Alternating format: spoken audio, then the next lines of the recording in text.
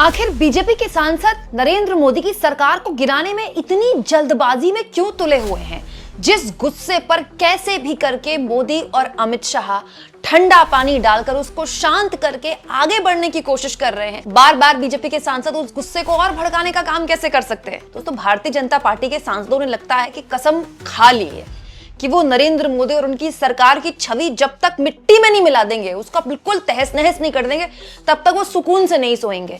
जहां तक बात सोने की है तो हम तो बड़े आराम से सोए, लेकिन एक आदमी है जो देर रात नहीं सोया होगा और उनका नाम है मनन मिश्रा। दोस्तों, मनन कुमार मिश्रा बीजेपी के राज्यसभा सांसद हैं, बार काउंसिल के चेयरमैन हैं, लेकिन उन्होंने देर रात ऐसा ड्रामा रचा जिसके बाद वो इतनी बुरी तरह से बैकफुट पे आए कि रात को 12 बजे उनको गलती से मिस्टेक बोलना पड़ा और अपने ही द्वारा जो रायता फैलाया गया था उसको उसके बाद साफ करना पड़ा। और दोस्तों, इस पूरे घटनाक्रम में जो एक इंपॉर्टेंट एस्पेक्ट निकल कर आया था वो था सीजेपी का। कैसे अभिजीत दीपके और उनकी टीम ने एक बार फिर से इस सरकार को झुका दिया और बता दिया कि अब पुराना वाला ढर्रा आपका नहीं चलेगा।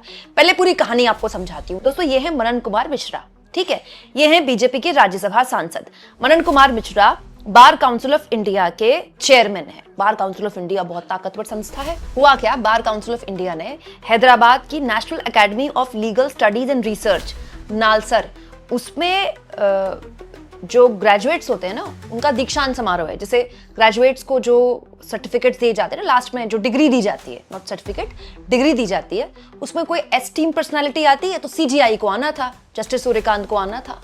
तो वहां कुछ छात्रों ने इस बार की आपत्ति जाहिर की कि वही जस्टिस सूर्यकांत ने देश के युवाओं को कॉकरोच बोला था। फिर दिल्ली में जब प्रदर्शन हुआ तो उन्होंने कह दिया कि मेरे पास वीडियो देखने का टाइम नहीं है। ये उन लोगों का कहना था, स्टूडेंट्स का, जो वहां से मतलब पढ़ाई करके निकले थे, ग्रेजुएट्स थे। तो उन्होंने कहा हम उनके हाथ से डिग्री नहीं लेंगे। बस सिंपल सी बात है। ऐसा तो है नहीं कि वहां कोई उन्होंने तंबू गाड़ दिया, प्रदर्शन कर दिया। उन्होंने कहा कि हम भाई सीजीआई के हाथ से डिग्री नहीं लेंगे। लेकिन मनन कुमार मिश्रा को यह बात दिल पे लग गई, क्योंकि दोस्तों मनन कुमार मिश्रा भाई चेयरमैन है बार काउंसिल ऑफ इंडिया के। तो आदेश आ गया कि ये जो बच्चे बेचारे ग्रेजुएट हो रहे हैं इस बैच के 2026 के, जिन्होंने डिग्री लेने से मना कर दिया, इनमें से कोई भी किसी भी राज्य में प्रैक्टिस नहीं कर पाएगा। मतलब अगले आदेश तक अधिवक्ता के तौर पर एनरोलमेंट नहीं कर पाएगा। और आसान भाषा में बताऊं तो डिग्री है आपके पास, लेकिन आप प्रैक्टिस नहीं कर पाएंगे। मतलब डिग्री जो है कागज बन के रह गई। अब एक्सट्रीम लेवल का, मतलब आप सोचिए कि किसी पूरे एक बैच का, उसमें कितने सारे बच्चे, उनका पूरा करियर तबाह बर्बाद कर दिया। लेकिन यहां आ गया मामले में ट्विस्ट, क्योंकि दोस्तों मनन कुमार मिश्रा अभी भी जो उनका पूरा ढर्रा है वो शायद 2-3 महीने पुराना चल रहा है। उनको पता नहीं है कि कितना देश पिछले 2 महीने में बदल गया है कॉकरोच जनता पार्टी और जंतर मंतर प्रोटेस्ट के बाद। ये पूरा मामला सौरभ दास ने उठा लिया। सौरभ दास कौन? कॉकरोच जनता पार्टी के प्रवक्ता भी हैं और लीगल जर्नलिस्ट भी रह चुके हैं, तो लीगल मामलों में काफी बोलते हैं। उन्होंने वीडियो बना दी कि मनन कुमार मिश्रा जो है ये बीजेपी के राज्यसभा सांसद हैं, बार काउंसिल ऑफ इंडिया के चेयरमैन हैं। इन्होंने इस बात पर कि कुछ छात्रों ने इस पर आपत्ति जाहिर कर दी कि हम सीजीआई से डिग्री नहीं लेंगे, उन्होंने पूरे के पूरे छात्रों की जिंदगी तबाह कर दी, उनका करियर तबाह कर दिया। ये हम होने नहीं देंगे। मनन कुमार मिश्रा को माफी मांगनी पड़ेगी और ये आदेश वापस लेना पड़ेगा। सौरभ दास ने इधर वीडियो बनाया, उधर अभिजीत दीपके ने रात को सीधा सीधा, देखिए कितना खतरनाक ट्वीट कर दिया। अभिजीत दीपके ने ट्वीट किया, टाइम फॉर मनन मिश्रा इस्तीफा दो। उससे पहले अभिजीत दीपके ने क्या लिख दिया, what if all legal cockroaches come together. अब आप कहेंगे इसमें क्या बड़ी बात है? अभिजीत दीपके ने अमेरिका में बैठे यही बात लिखी थी, क्या हो अगर सारे कॉकरोच एक हो जाएं, एक साथ आ जाएं। और जब एक साथ आ गए इंडिया में, वो आ गए वापस, और एक साथ कॉकरोचों ने क्या हाल कर दिया सरकार का। आज भी सरकार उस जख्म से बाहर नहीं निकल पाई है।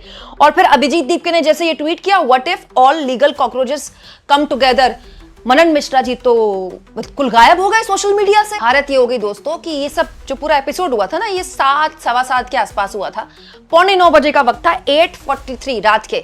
मनन मिश्रा जी के समझ में आ गया है ये तो हो गया कांड, और इससे पहले कि बड़ा वाला कांड हो जाए और उनके इस्तीफे तक बात आ जाए, पार्टी से हो सकता है कुछ डांट वांट पड़ गई हो, तो फिर इनकी तरफ से बयान आया कि हमने डिटेल जो है वो डेलिब्रेशन किया और बार काउंसिल ने जो है अपने पुराने आदेश को मॉडिफाई कर दिया है, और 2026 के पास आउट नालसर के जितने भी स्टूडेंट्स हैं वो जिस भी राज्य में चाहे अपने आप को एनरोल कर सकते हैं। मतलब भयंकर यू टर्न। सवा 7 से 8:45 बजे का वक्त है। बस सीजेपी के लोगों ने बोला अब एक हो जाओ, दोबारा से एक होने का टाइम आ गया है। दोस्तों हालत ये हो गई कि इन्होंने बकायदा ये पोस्ट शेयर किया, उसके बाद भी सीजेपी के लोगों ने इनको छोड़ा नहीं, हम नहीं मानते आपको। फिर रात को दोबारा से इन्होंने देखिए ये पोस्ट किया है। अब रात का टाइम मैं आपको बताती हूँ, 12:30 बजे लग नहीं रहा था मनन कुमार मिश्रा जी रात भर सो पाए हो। 12:37 रात के 12:37 बजे फिर लिखते हैं कि after considering the representations and reaction of senior advocates, learn member of bar, law student, NALSAR Hyderabad के जो स्टूडेंट्स हैं उनका कोई रोल नहीं था किसी तरह की कोई डिस्टरबेंस क्रिएट करने में, किसी पर कोई एक्शन नहीं लिया जाएगा। मैं तो सारे स्टूडेंट्स को बहुत बहुत शुभकामनाएं देता हूं उनके करियर की। मतलब एक बार नहीं, दो बार लिखा है कि भाई खत्म, टाटा बाय बाय, हो गया काम। लोगों ने इतना मजाक उड़ाया ना। आप भी मनन कुमार मिश्रा के रीसेंट ट्वीट के कमेंट बॉक्स में जाकर देखिएगा, कुछ बड़ी आपत्तिजनक बातें भी है तो मैं आपको बता नहीं सकती। दोस्तों कोई लिख रहा है कांप रहे हैं क्या मनन कुमार मिश्रा, कोई कह रहा है आ गया स्वाद मनन कुमार मिश्रा को, कोई कह रहा है ऊपर से डांट पड़ गई मनन कुमार मिश्रा को। लोग तो ये भी लिख रहे हैं कि ये जो सांसद हैं इन्होंने ठेका ले लिया, इन्होंने ठान लिया मोदी जी की सरकार गिरा कर मानेंगे। इधर मोदी जी इंस्टाग्राम में जेनजीज को मना रहे हैं, उनसे फ्रेंडशिप कर रहे हैं, उधर कोई कह रहा है गटर जनरेशन, इधर मोदी जी रील पे रील बना रहे हैं, उधर कोई कह रहा है पंचर बनाने वाले। दोस्तों डर का माहौल तो इतना जबरदस्त है कि मनन कुमार मिश्रा आधी रात को मीटिंग में क्या हुआ इसका ब्यौरा सुबह उठकर दे रहे हैं और बता रहे हैं कि हमने तो एपिसोड क्लोज कर दिया। हालांकि अगर आप उनके चेहरे और उनकी आवाज सुने तो लगता तो है कि रात भर मनन साहब सो नहीं पाए। और आधी रात को फिर काउंसिल के सारे मेंबर बैठे, उस पर डिस्कशन हुआ और उसके बाद इस चैप्टर को पूरी तरह क्लोज कर दिया गया है। तो अगर किसी को भी, सीजेपी को भी कोई कंफ्यूजन है तो मैं आपके चैनल के माध्यम से ये क्लियर कर देना चाहता हूँ कि ये चैप्टर पूरी तरह जो है सो बंद हो चुका है, क्लोज हो चुका है, कोई इंक्वायरी नहीं होगी।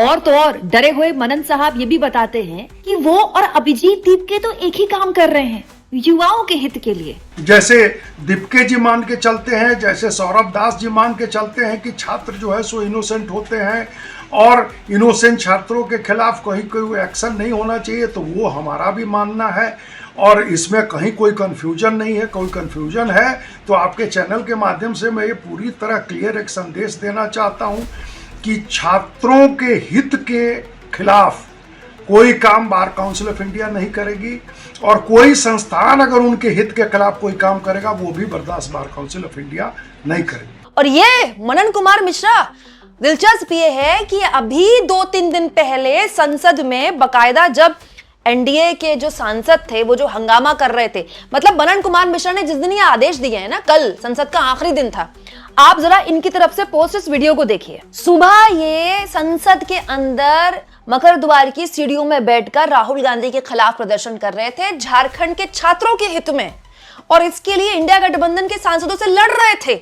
मतलब झारखंड के छात्र हैं और इतनी बड़ी सम्मानित यूनिवर्सिटी के पास आउट छात्रों के करियर के बारे में आपने नहीं सोचा।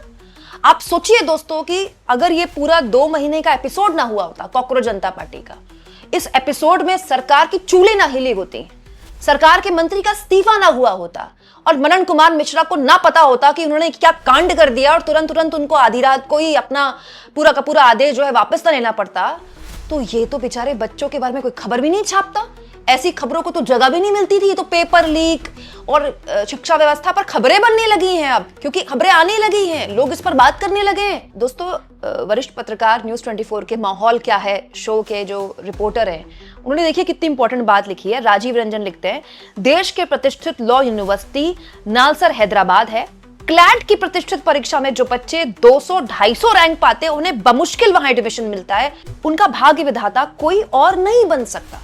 इतनी प्रतिष्ठित यूनिवर्सिटी है, उसमें जिन बच्चों ने उसको क्लियर किया होगा, उसके बाद उस पर कोर्स किया होगा पूरा, अब उनको डिग्री मिलने वाली, आपने एक झटके में कह दिया नहीं ये कहीं मान्य नहीं होगी, कोई एनरोलमेंट नहीं कर सकता। किसने अधिकार दिया आपको? आप मालिक हैं देश के, आप देश के बच्चों के भाग्य विधाता हैं।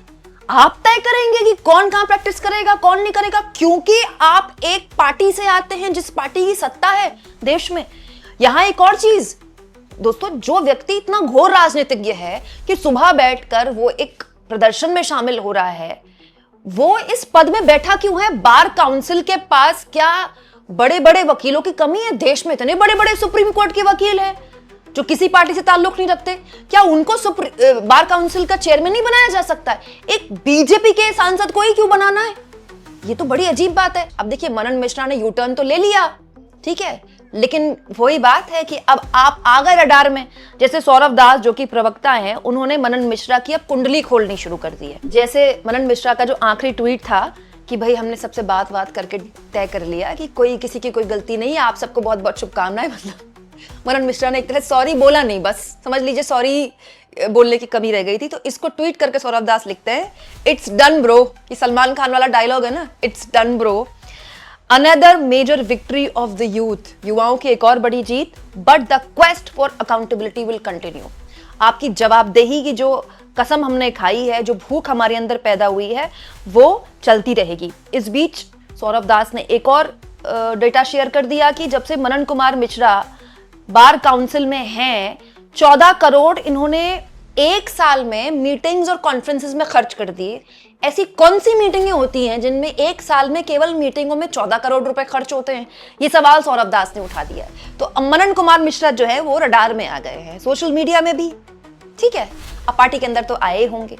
तो बड़ा सवाल सबसे पहला तो यहां पर ये उठता है कि कौन है वो मनन कुमार मिश्रा? इन लोगों को ताकत कहां से मिलती है? इन लोगों की इतनी हिम्मत कैसे हो जाती है कि वो ऐसे अनाप शनाप आप आदेश कैसे दे सकते हैं कि फलाना पूरा का पूरा बैच जो है वो कहीं इनरोल नहीं कर सकता? दोस्तों, ये मामला तो प्रकाश में आ गया, नहीं तो पता नहीं देश की कई हिस्सों में क्या क्या हो रहा है। जब छात्रों की गूंज कार्यक्रम राहुल गांधी ने प्रयागराज में किया था, मंच पर खड़े हुए ये छात्र बोल रहे थे कि मैं यहाँ खड़े होकर बोल रहा हूं, मुझे पता है मेरी डिग्री रोकी जा सकती है, लेकिन मैं फिर भी बोलूंगा, मैं डरूंगा नहीं। मतलब देश के कितने हिस्सों में छात्रों के साथ ये हो रहा है, पहली बात। दूसरी बात, अगर आपने यह आदेश दे दिया तो कुछ सोच समझ के दिया होगा ना, तो फिर पलटा क्यों? तीसरी बात, जब आपने पलटा तो आपने कहा कि हमने लॉयर से बात करी, तो आदेश देते वक्त लॉयर से बात नहीं की आपने।